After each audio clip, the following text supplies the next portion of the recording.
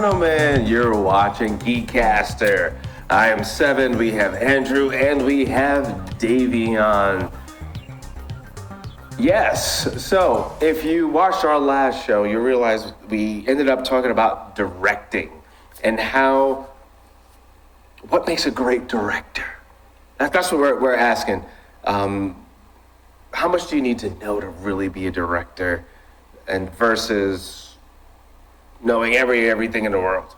So, Drew, you were saying that you just really need a good crew. So you kind of agree with Tarantino with that one. I mean, you can. We kind of, last time we ended it off on Tarantino's style, and the fact that, just fun fact, he was like a high school dropout. He didn't go to any type of, had formal schooling or education on many things, film included, but he had a passion for it. And we kind of rounded it down last time. It was, if you have a passion for it, if you have a vested interest in the direction process and writing and cinematography, it's like, go for that. But what you can't do, you don't have to be an expert in all things, but I would just say, be at least somewhat knowledgeable on what's required for X, Y, and Z. Right. If nothing else, a cursory knowledge of how the entire process works, and then align yourself with people that you know and trust who are good at it. Right. I think that's what we kind of toned down to. And also, go ahead, David. And also make your crew feel comfortable being on set with you, because I think that's one of the major keys. Making your crew, your cast, everybody feel comfortable, and also set boundaries. Because if you don't set boundaries on set, you want to have people that's going to do whatever they want to make chaos on your set. So set those boundaries. You have a lot that can go wrong if you don't have group cohesion, and I think that would just fall more into general safety and common sense if you're going to be working on a set. Right. My experience on working on sets is minimal, but I have done a few at this point. It's prepare for long hours. I think it's have your crew, have everybody be prepared for strenuous work, but the idea is when we're done, or make sure you take the breaks, but when we're done, it's everybody, bring it in and celebrate. So right. it can work, but just when all pieces come together after the exhaustion, then it's we rejoice. Right. So I would say from my experience directing, it's really important to have people around that trust your vision. I think that's super important, because you don't want to be bumping heads all during the process. And especially when it's a little different too, doing something with a larger crew, big budget, a whole bunch of producers, people chiming in, basically a whole bunch of different bosses, right? And then when it's in indie, where it's kind of all on you, or all on you and maybe one or two producers, it does make a huge difference too, where you really gotta, in one circumstance here, people have a vision of what they want this to be and how they're gonna monetize and their 2 cents and that. And then the other one, it's you got to have that vision and don't let anyone sway your vision. But at the same time, to Dayveonne's point, make everyone feel comfortable. Hey, I'm the captain of the ship. I got it. This is where we're going. It's a very interesting dance. Yeah. It's a bit of a juggling act to make sure all those points are hitting. I would say that it's also termed it depends on the style of that director, because you got guys like Kubrick who are a nightmare on set, 87, 89 different takes for one scene. No one's comfortable, no one's having a good time. So it's but you get great films out of the guy, So it's a matter of style as well. Right. Sorry to interrupt. The late the guy from Creed, Witherspoon, Carl Witherspoon. Oh, maybe, yeah, Carl Witherspoon. Yeah, I was directed by him for episode of Last OGs, and I didn't know he was the director because it was during the time of COVID. And he had a mask. I didn't know till the end. And I was Law and Order. He directed what Michael said, he directed some other shows. Yeah. They said they love working with him Oh, he's because great. you would think that while working with him, he was going to be no. He actually treat everybody special on set. So Like- wait, you mean Carl Weathers? Is this you're referring to? Yeah. Huh? Apollo Creed? Yep. Yeah. Late Creed? Okay, Rip. I realized he directed. It was years and years later when I found out he'd done an episode of The Mandalorian. Yes. Mhm. One of the better episodes in that season. I'm like, Carl Weathers directed that episode. Yeah. I'm like, dope. He Yeah. did it himself. Nice. And- Yeah. He knew the industry though. Yeah. I was surprised, but I wasn't because Right. he'd been at it like long before I think either of us were born. He was already doing stuff. He was doing stuff. And the thing is, again, he goes to my point of it's different dealing with someone that's an actual actor Mhm. and a good actor. Because Yeah. let's just put to the side, and I'm not going to throw out names, but there's this trend of actors that all of a sudden they're producers and they're directors, which is great financially and all other stuff. But, and really with a producer, they're throwing money behind a project, attach your name, that's no big deal. But it's interesting to see the ones that all of a sudden are directing. And I find that a lot of them you observe and you see and you hear, they just have a really solid crew and they kind of, you know what I mean? They kind of walk through it. Yeah. Versus being a really good director, actually having a vision, like, you know. So it's interesting to see where we're at, where it's really good to see a lot of people be more business minded, and that's great, and want to tell stories.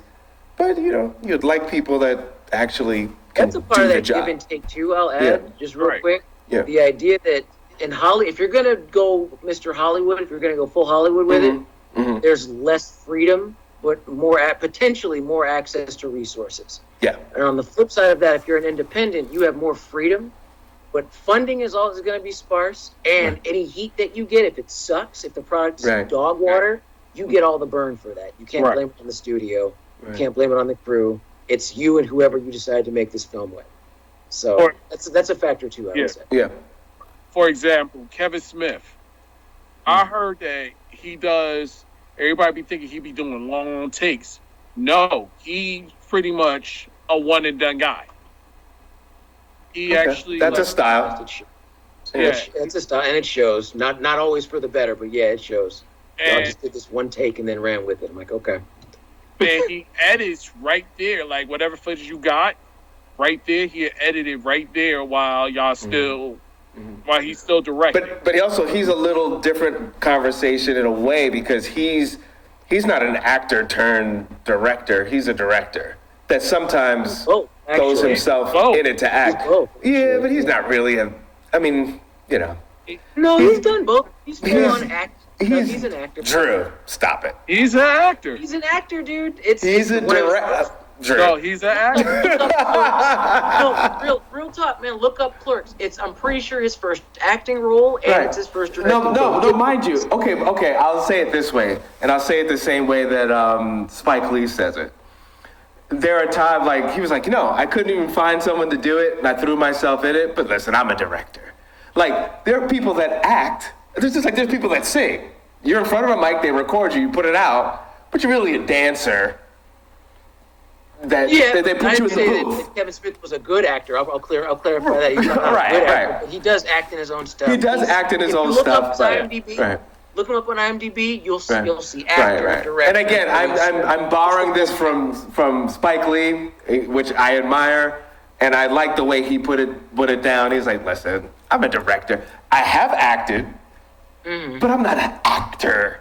I just which is funny because I think Spike Lee is actually pretty good. I think he's a good. He plays himself on. He knows himself well enough to where he can do himself on camera and not blink. Exactly. He can do himself and not look at the camera lens. So, but So- no, he's again Spike Lee. He doesn't. I get where you're coming from. Yeah, I yeah. agree, but it's the idea that on paper you're both. You run the gamut Oh, of both. right. Your experience and skill set falls within multiple facets, but Right. you see yourself as a director. You're Right, not right. like I've acted, but I'm not an actor. Like Shyamalan, right? I mean, Shyamalan would. Are we doing the Are we doing the internet thing again? Okay. I'm just remembering when he has shown up, he hasn't been good. He does little cameos. He does the Stephen King thing. Stephen King has acted, but he's not an actor. Right. He's directed, but he's not an actor. I get it. It's Yeah. But cameos will be tough. Well, what I'm saying is good, but then you got directors that just put themselves in, like Andrew said. It's not saying, oh, I'm a great actor. I'm just saying when it comes down to it and we need an extra set of hands or somebody that needs to be in the film and I can't find nobody, I'll put myself in it. See, now, Shyamalan, the reason I made the face is because Shyamalan didn't need to put himself in his films. Exactly. But he did anyway. No, that was just an ego thing. Yeah. Yeah, that was, again, that's why I didn't want to say it. You said it, not me. But I was like, there's the Shyamalans where they want to put themselves. It's not, oh, we need someone for this part, no one's around. He wanted to put himself in The Lady in the Water to say he was going to grow on to be the greatest writer that ever lived. He wanted to put himself in Signs as the guy that ran over Mel Gibson's wife. I'm like, I guess. Do you, homie? do you? Go ahead. But yeah. Yeah. I mean, I'm one, I give props where props are due. Shyamalan, if you ever watch this, you have some of the best concepts. Some really interesting concepts. I still think The Village is awesome. I still think that what the twist of The Village was is kind of awesome. Yeah. But not a finisher, though. He's not a finisher. Well, I mean, neither was Stephen King in most cases. Not everybody should, and that's the beauty of No, Dayveonne, no excuse. People need to be better. No, shut up. People need to be better. No, listen. I wasn't saying that. I'm saying that's one of the best things about film, being a filmmaker. As a director or as a writer or as a person that's... Still there? Yeah. Okay. As a person that's telling a story, you want to leave the audience either on a cliffhanger and question, or just want to give the person a happy ending, or you want to give them a bad ending. That's the best thing about filmmaking. Well, I mean, there's the only things you could possibly do. I mean, that's it. Yeah. Like, to tell a story, I mean, that's it. All you could do is high, low, or what the hell happened. Those are the only three choices that are available. So it's not... Right. No, but those are the best choices in film. Those are the only choices. That's it. Yeah. That's it. I wouldn't say like there's a best or bad. It's just, that's it. To tell a story. You have different... it's like you have 3 routes you can go. You meet at crossroads. You have a plot. It goes to 3 potential roads. Right. You can pick which road you want to go, but how you end it and how you're going to get there is up to you. Right. And then also that's a difference between, because I think a lot of times, even when they review some of these films, like there's direction and then there's the writer and then there's the acting. And I think sometimes that was a terrible film. Well, was it directed well? You know, even the editing, like there are other aspects of it. But to a point that Drew, you said earlier, it's just like, unfortunately, if a film does bad, you know, the director takes all the heat. If the film does well, they kind of get all the praise, you know, and I think they kind of forget all the little parts. The actors and the director tend to get all the praise. Yeah. The people that you see at the forefront. And it's weird. It's the unfair thing of Hollywood in the creation process, because you'll look at the credits and I'm like, wow, hundreds of people. Like, and we talk about the actors, the people that we see in the camera the most, and the person that directed it with their name in front and top billing. Right. So it's the whole process, and a bunch of things have to come together in order for that film to be good, meh, or amazing. Or absolute dog crap. Right. I'm not going to go there. I was going to mention a movie in particular, but I'm not going to go there. Go ahead, man. This is what Geekcast is all about. We're going to talk about crap. If you wanted to talk about like nepotistic, I call it nepotistic fan fiction. It was the Don't Blink crap. Oh, yeah. Then you have those where it's just like, don't arrest the guy that, you know, roofied to death your friend. Marry him and take his supply. Okay, crush the patriarchy. Cool, whatever movie. See, you have those weird kind of extant examples where I'm like, I was waiting for you to bring that one up. I think that's going to be the film that will keep coming up for a while because of the. Well, It's got my worst of 2024 already. It's a shoe-in. Worst of 2024, or whatever year it came out. I think it's 2024. Yeah, I would have to, and we should do that near the end of the year. Like, let's just talk about it. But well, let's talk about nepotism, because actually there was something on online that Willow Smith said that she's not a Nepo baby and she's not privileged, and she pushes against. Career manufactured by her parents. What? Correct. Not that I'm not knocking the kid. I'm like, kid, use the opportunity. But I'm like, no, dude, your dad and to an extent your mom got you in. What do you mean?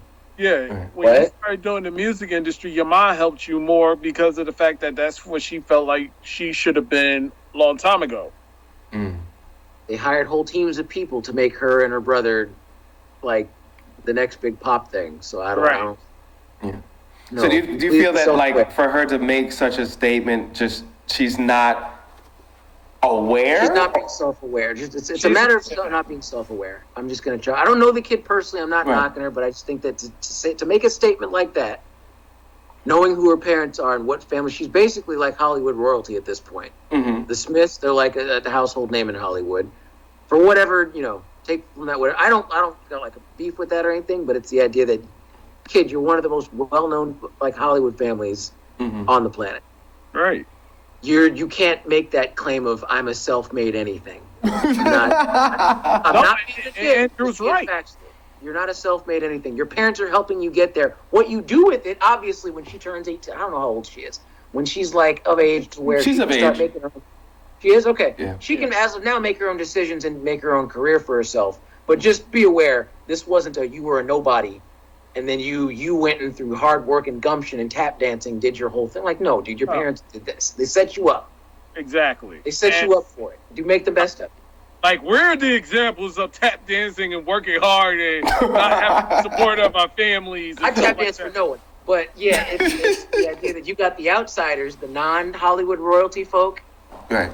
The average folks that are just trying to make it in some type of way through one of the side doors. And then you have the Willow Smiths of the world who were basically raised in one of the front lots. Well, the average artist, musician, I put that in quotes. You read in whatever. You read into that how you wish. Do not have the opportunity to have a band on retainer or wherever you want to record or what you want to record. So, the normal. I mean, even if you go back to some of the largest bands, whether they're rock bands, jazz bands, R&B bands, they pretty much had to find random people in the neighborhood or in town, somewhere, connect with them. Hey, I want to do this thing, start practicing, build a name for themselves, start performing. They're blessed that neither of them ever had to do that. Oh, you want to record an album? Cool. Oh, you want to do this? Cool. Oh, you need that? So to your point, Drew, yeah, I mean, they're totally blessed and embrace it. Now it's like do great things, but don't pretend like you're not privileged. It's kind of whack. Be glad to acknowledge it. My thing is, if she just acknowledged, look, my parents, they went in, they did the work, they got me in, they made the connects, they started me here. This is what I hope will be the first chapter of what will be my own career. Right. There's a clean way of going about it where you don't look like a brat. I get that you don't want to look like an entitled bastard, but the idea is that, dude, your dad is the guy that did, Big Willie style and Men in Black and Fresh Prince. Like, people know who you are and where you come from, and they're gonna, in most cases, they're not gonna say no to you because of that. I'm interested in her musical choice, though. Doing this jazz kind of, it adds a certain amount of, I guess, maturity and finesse. I don't know the right word to it, but is that what she makes nowadays? Like, 'cause I know she was doing like the pop thing for a while. She was trying to do that. She tried to do a couple things, and they all were like, But this, because it's so different, it's something that like someone 10 years older than her would do, or Kid Cudi would do. even Kid Cudi wouldn't do this because it's definitely more, it's like a watered down R&B, like it's like an R&B jazz kind of a thing. And I think by doing that, it can open doors to maybe be up for a Grammy award. By the way, I heard that with the Grammys, you got to submit. So I don't know how that works. But some of the people getting even the whole Grammy thing is kind of BS because it's not that they're searching out looking for the thing. It's like record labels or people that know how to do it will submit their stuff and then they will be up for a Grammy. But I could see her being up for stuff because she's doing something different and because of her age and she has good musicians backing her. But yes, it's all connections to, yeah. I mean, at the end of the day, she wouldn't be doing any of this. It's but you have those extant examples where you have someone who comes in through the back door and they just have just the right project, just the right crew, and those pieces come together to where it makes that next big thing. It doesn't seem organic because it's just not. It's you're hiring hired guns to make art, which is great. It's when you got the lyrics and they're talking about themselves, but then you look at like the track details, and you have like 9 producers, 3 people who wrote the lyrics. Right. You have the whole band. I'm like, wow, it's about you, Willow, but there's a whole team of people that made this. So it's like it effectively is like a suit that they built that you walk around in, and then it's like saying, I made this.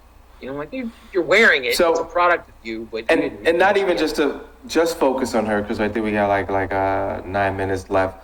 I didn't realize there's so many famous actors now that their parents were famous. Right. Like I was watching this video and I was like, oh wow, no wonder you look so familiar. That's your dad? That's your mom? There's like a bunch of people. So, like, when we constantly see the same people over and over again, we kind of know why. But watching 1 or 2 interviews, it was interesting to see how there were people that said, listen, like, nobody took me serious because my mom was this person or because my dad was this person.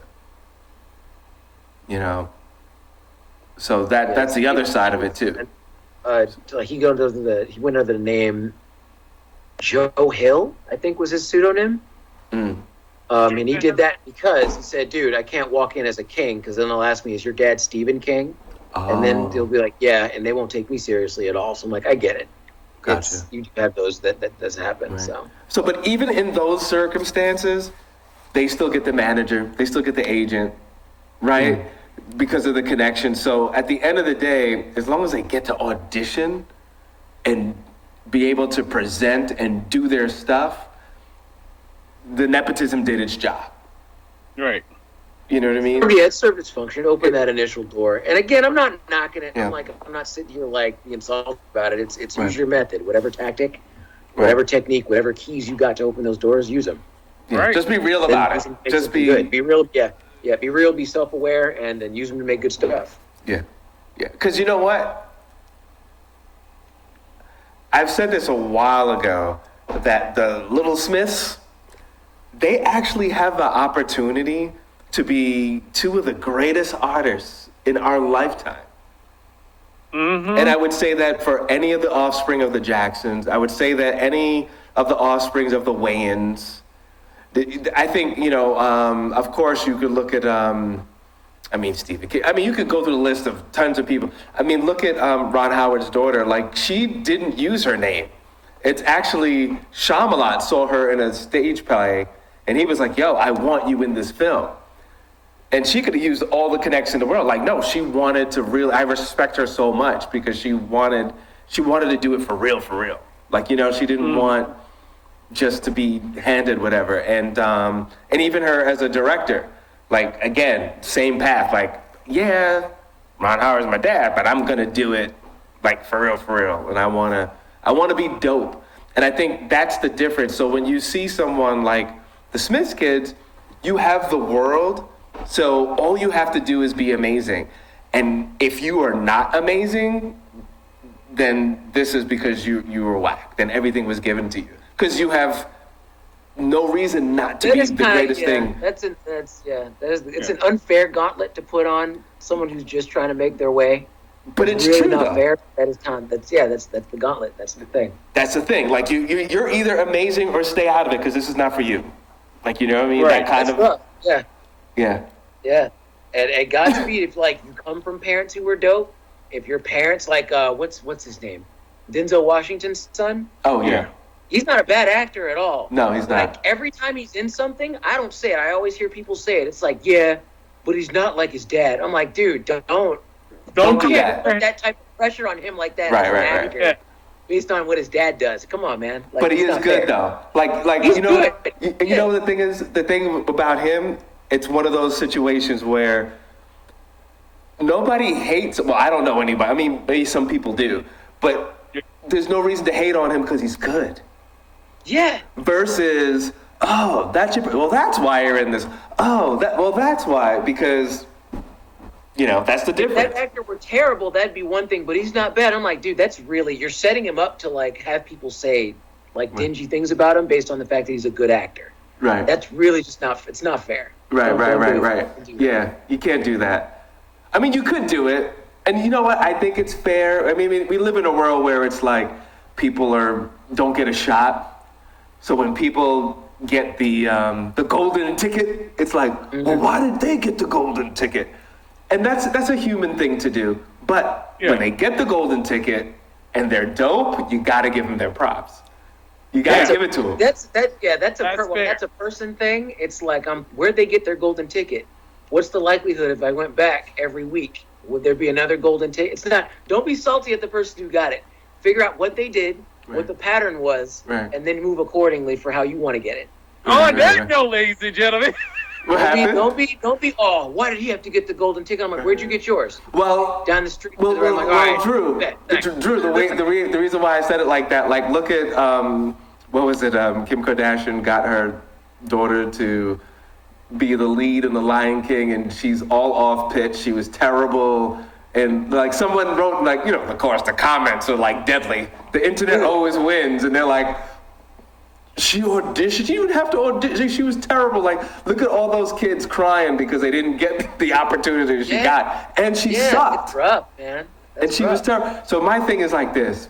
Before we go, the powers that be, that's great. Open doors, spend your money, but at least let your kids be amazing before you give them all the golden tickets you want to give. Like, let them do the work. Not amazing. That's too rough because not every kid's amazing. Be But real. then guess It's like, what? let You them shouldn't get be good there. at it. Then you shouldn't be Let there. them develop. Let them bloom. Because that's what Hollywood, the Wow. fake Hollywood, it was, you know, triple threats and like Star power, all that crap. But that's just Yeah. to be completely X-rated. It's like that's what they said before they diddled them. That's just the gas. Oh my goodness. So don't put that type of pressure on their kids. let them be good, if not great at something. If they're amazing, cool. But you know what, Drew? No matter what family you come from and whatever, some people are meant to pump gas. Some people are meant to be accountants. Some people are meant to dig ditches. Some people should be nurses. Guess what? If your kids don't have it, don't push them. Don't push them. Just throw out golden tickets because you're taking away a spot from someone that deserves it. Say it again? As a non-parent, yeah, but it's like that's little outsider's advice. You don't got to push your kids into doing it. Let them figure out who they want to be. Right. Exactly. Right. Yeah, you'll observe. You'll see them. Like, if they start building, like, huge things out of Legos, you know they want to be an architect. Let them do that. Let them do that. Now, if they start building a meth lab in the shed, you might want to, like, step in for a second, be like, hey, what are you doing? Is this a science thing? What, you okay? Are you? But Yeah. let them blossom. Let them figure out what their aptitudes are. Let them find out what they're good at, what they're not good at. Yeah. You're like, wait, Dad, I'm just gonna mix this chemical and that chemical. Hopefully, it just be something extraordinary. And And let's then the whole leave shed that. blows up. Yeah. And we'll leave that right there. All right, people. Thank you so much for watching Geekcaster. And hey, you're watching us on cable. See us next week. You're watching us online. Please support. Go to geekcaster.com. And we're out of here. Later.